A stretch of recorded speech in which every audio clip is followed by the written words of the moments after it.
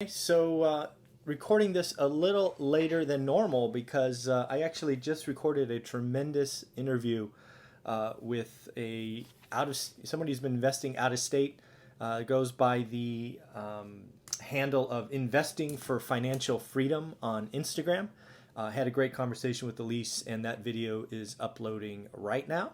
But that just meant I couldn't get this done in time because you have to juggle things and all of that. But got to talk about the financial news because there is a lot going on. Even though it is Black Friday here in the U.S., that doesn't mean the world stops.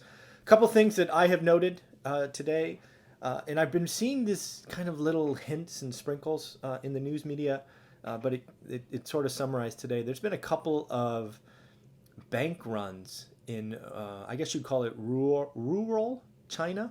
And if you don't know really what a bank run is, it's basically what it sounds like.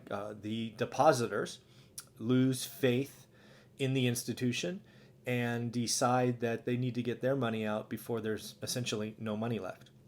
Now, obviously, the I don't know, central government of China has come in to squash that, meaning guaranteeing all of guaranteeing the money so the depositors are not hurt, which you would expect or hope for anyway. But what this shows, at least shows me, is there's cracks forming. I personally have been to China proper over the years and seen lots of the development and structures, and at least at the time, and this is, how old am I now? So this is probably 5 years ago. Some of those towers were what you heard, meaning they were skinned, meaning the outside was done, but there was really no one living in them. Now that could be totally different. I haven't been there in 5 years. I don't want to propose to know. But it's those kinds of things that can lead to significant cracks, right? There was investments in infrastructure projects without kind of the end consumers being ready for it. So if you're starting to see some cracks in rural China with bank runs, in addition to two additional bank bailouts, because of risky loans and creditors defaulting and all of that. Not to say that this is 2007 or 8 for China, where we lost Bear Stearns and the U.S. had really, the financial crisis started, but it starts somewhere, right? You don't just go into the Grand Canyon. There are signs. And I remember in the U.S., a sign being, remember one of those money markets that went bust? Do you remember that? I don't remember which one it was, but there was actually a money market account, right, which is one step up from savings, that went bust. And I remember that being one of those, I don't think that was supposed to happen. So again, there can be early signs of future damage. So basically, it's very clear that there's lots of debt in China as of today, and not everybody is paying it back. And some of that's bad debt that needs to be restructured or forgiven or whatever they want to do. But it is interesting to see how they're going to respond. And obviously, this is all happening in real time into an environment where there's a trade war where we are buying less stuff.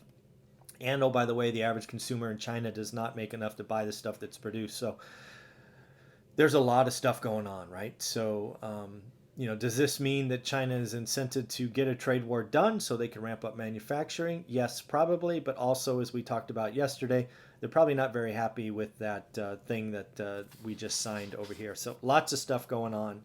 I would say that their banking environment is sick. Now, is it cancer? I don't think so. I don't think it's that bad, but it's definitely a significant flu and something we need to watch for, because a trade war can become a currency war pretty quickly.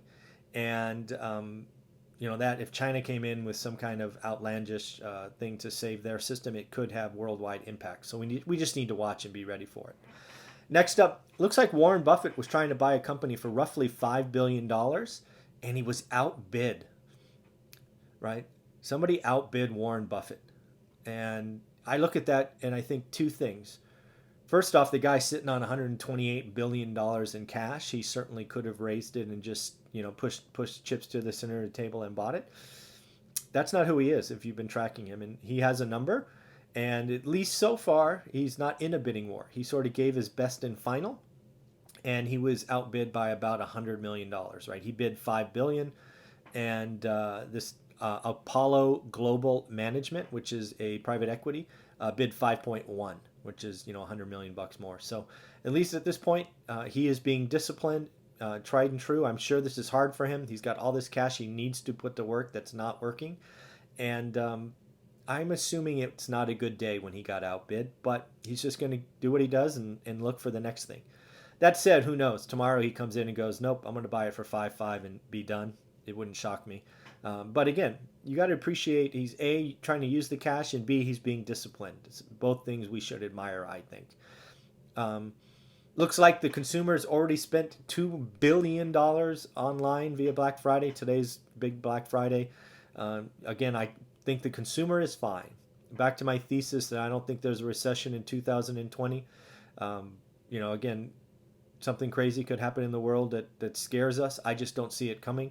I see lots of dominoes set up where 2020 is going to actually be a pretty good year for us and the consumer.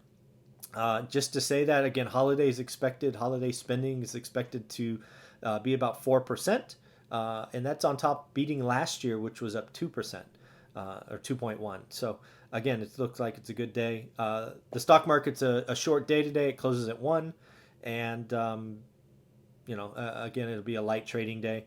But the month is set up again as of yesterday's close to be a good month. The S&P is up 3.8. The Dow's up 4.1, and the Nasdaq's up 5%. What that really means to me, again, not a stock guy, don't own a single stock, don't own a mutual fund, don't own stocks, don't listen to me. But what this tells me is people are feeling more confident, right? People are seeing their stock balances or company stock go up, and they are going to spend money in Christmas and the holidays. And again, that 4% could actually turn out to be low expectations. Another trade war discussion, this time not involving the U.S. and China. Did you know there's a trade war going on between Japan and South Korea? I didn't know, but what caught my attention today is apparently South Korea is not very happy with Japan, and they have stopped buying Japanese beer. Why did I bring this up? Simply because they went from buying 7 million a month to buying 0. That much. That's a trade war, right? When you're just not bringing in a single dollar of something that your population was used to buying, right? The Japanese beer, that's significant, right? Taking it all the way down to 0. And that can absolutely happen in trade wars. This is again between Japan and South Korea, but it could absolutely go to 0. There could be things that we import by hundreds of millions or any country, and they go, no, we're not doing that anymore. Consumers have options, and instead of buying Japanese beer, you'll buy Australian beer or US beer or whatever. So that's interesting. Then the last thing to talk about is it looks like the electric car is being tackled by more and more companies in the auto industry. However, what that means is they're having to cut headcount. Looks like Daimler, right, basically Mercedes, has come out and says they're cutting roughly 10,000 jobs. It's going to save $1.5 billion as they ramp up investments in electric cars. Electric cars just have less parts. And the skill sets don't easily transfer, at least according to the articles I've read. And Daimler's cut of 10,000 is on top of Audi, which was 9,500, and Ford of 12,000. So again, this is just interesting. I don't think this is going to affect unemployment at all. It's none of that. It's just a technology swap. And, instead of putting in, traditional engines, you're going to be putting in batteries and other parts. And it's really going to probably grow as people transition out of gas cars to electric cars over the next decade or two. So it's just interesting to see what's going on. Again, enjoy the week. This is fun.